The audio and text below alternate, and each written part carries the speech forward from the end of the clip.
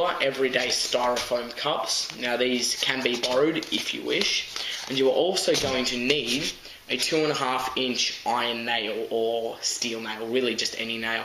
You don't really want it to be any bigger than 2.5 inches though, because 2.5 inches is the perfect size. And then you're going to want to place that on like a platform. In my case, all I did was simply take a piece of wood and hit the nail through one side of the wood until it came through the other end. Now, if I am performing this in the public or something, I'll usually use a piece of wood that's actually sanded down and actually varnished, and it looks really, really nice, and it's just better presentation for your trick. Now, I'm not going to be doing a performance of the spike today because I actually need another participant from like the audience that can actually move the cups around while my back is turned, because that's how the trick works. Usually I would perform the trick to the camera, but I can't do that with this one. I don't have anyone else around at the moment to help me, so instead I'm going to leave a couple of links below the video in the video description that will be performances of Spike. So now we're going to go straight into the tutorial. Oh, and one more thing guys, just really be careful with this. You've really got to practice the trick until you're super confident with it, so you can almost do it with your eyes closed, because if you do mess it up guys, like you can with any illusion, you might actually end up with a nail through your hand, and nobody wants that, because apart from the fact that it's going to bloody hurt, you can end up with a hole through your hand. So yeah, anyway, that's just a tip to perform Spike. Really perform it until you're very, very confident with it. So now let's get straight into the tutorial guys, and I'll show you how this trick is actually performed.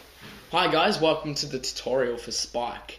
Now guys, Spike is actually, as hard as it looks, a really easy effect to perform. And it's also great because you can use borrowed items. Usually no one's going to have a nail line around, so you need that, but you can use borrowed cups.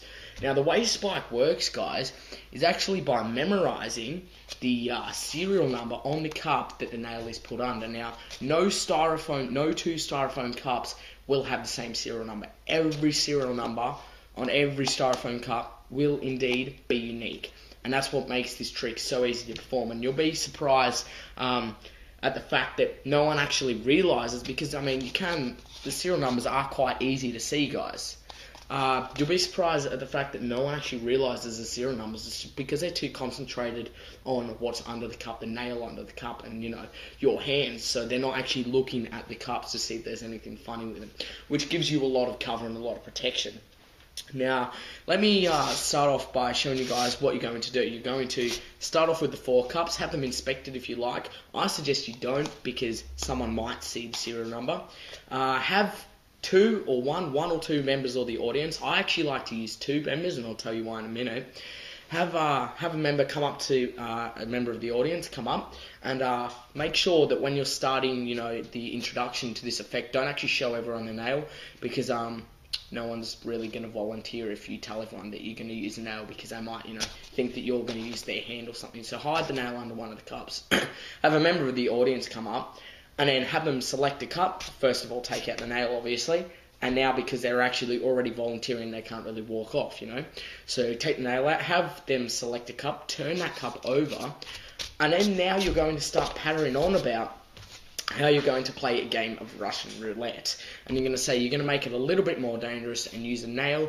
And then if you are using 2 members of the audience, like I usually do, you can give the nail to the other member and then have them inspect that, because it is a real nail. There's nothing fake about it. It's a real nail from the garage. Also guys, you might want to have a tetanus shot before you do this effect, in case you do mess it up. You might want to have them inspect the nail, and if they do, that's cool. Now take that nail, place the selected cup over the nail, and while you're actually placing the cup over it, you're going to memorize this serial number here. And in this case, on this cup, it's actually 145. So I'm actually going to memorize that number.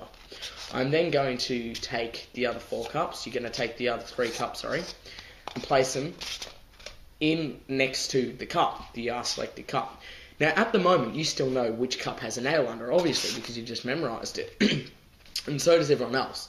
And you're going to say, now, generally, if we were going to play Russian roulette, I would be the person that would mix the cups around. But that's not really going to work here, because if I mix the cups around, I can still tell which cup has the nail under it, and you're just going to lift the cup that has the nail under it. And you say, so let's make it a bit harder. Now here's what's going to happen, guys. You're actually going to turn around, okay? You're going to turn your back to the audience. And you're going to say to the spectator, I don't want you to do anything tricky. I simply want you to take the cups and put them in any order you like, making sure you double check which cup has the nail under it. So they'd mix the cups around in any order they like. And you know, you would apparently have no idea which cup has the nail under it. Da da da da da da. Once they mix the cups around, simply turn back around, guys. And now what you're going to act as if you're doing, you're going to act as if you're trying to kind of read the cups. And a really good convincer that you don't know which cup the nail is under is actually to spot the cup that has the nail under it. So in this case it would be this one because it's 145. And then simply look away from the cups and look at your participants while you're actually so-called reading the cups. And what I like to do is place my hand flat just over one of the cups, kind of rub, then hover over the next one, rub again, hover over the next one. And then when I get to the cup that has a nail under it, I'll hover over it for a little bit longer, but not too much. Then go to the next one, and then kind of come back to that and kind of go to the next one, but then actually say, and that's when, as if you're getting a stronger and stronger feeling every time you hover over that cup. Everyone knows the nail's under there, so they're probably going to be freaking out. Now, you might want to tell everyone to keep a straight face because you know you don't want them to give you any clues. Hover your hand and say, yep, I know which cup doesn't have the nail under it. Hover your hand over the cup with the nail, and then lift your hand up and then slam down on the cup either side of it. So you don't actually hit the cup with the nail under. I know which cup doesn't have the nail under it. Smack. And hit one of the other cups on the side of it. Or if it's on the left-hand side, hit the cup next to it, and so on and so forth. Smash that first cup, and now you can turn it over and you say, see, there's no nail.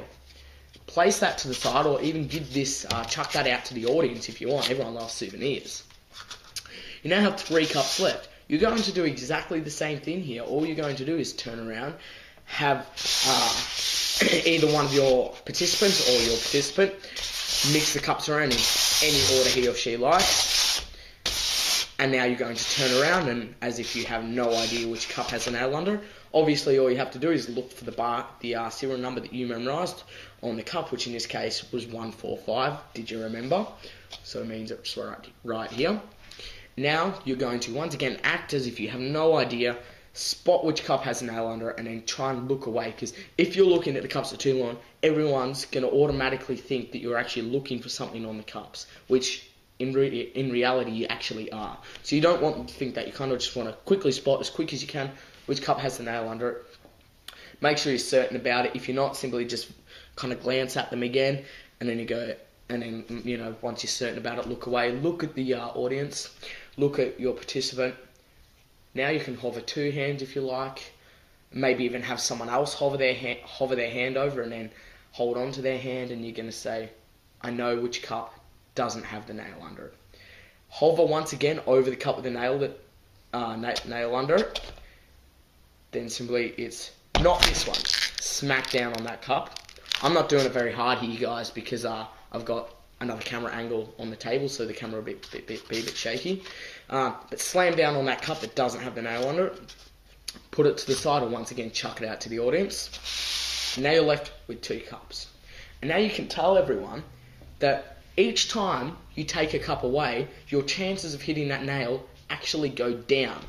And now you actually only have a 50% chance of hitting that nail. So it's nowhere near as big as it was at the start.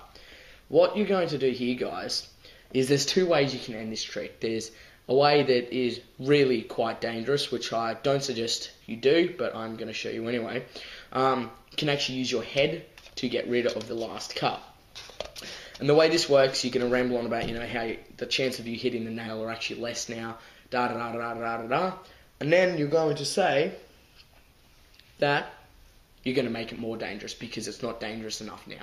You're going to turn your back around, have the audience move the cups to a selected part of the floor, which will be selected by you, have them mix the cups around, and now you can simply bash the last cup with your forehead. And now that's an alternative way you can end spike. But once again, guys, that is very, very dangerous, because if you do mess it up, you could end up with this through your forehead, and that is actually quite life-threatening, quite a life-threatening injury. Having a nail through your hand isn't, okay? So I don't suggest you do that, but that's just an alternative way to end it. Obviously, the other way you could end it would just be to simply wave your hand over. Obviously, turn around, have the spectators mix the cups, wave your hands over. Same presentation as the last 2 times. Simply hover over the cup that has a nail under it, and then smack down on the cup that doesn't, and say, I knew that these 3 cups didn't have the nail under it, but I know, and so do you obviously now, that the last cup, under the last cup remains the 2.5 inch nail. This, guys, the trick by itself, guys, Spike, really isn't that entertaining. All you're doing is smashing cups. It's really the presentation that matters here. So you need to be able to present this trick and perform it very, very well to get a good reaction. And if you can perform it well, then you are going to get an amazing reaction. It's a nerve-wracking trick. People love it. I love it. You're going to love it.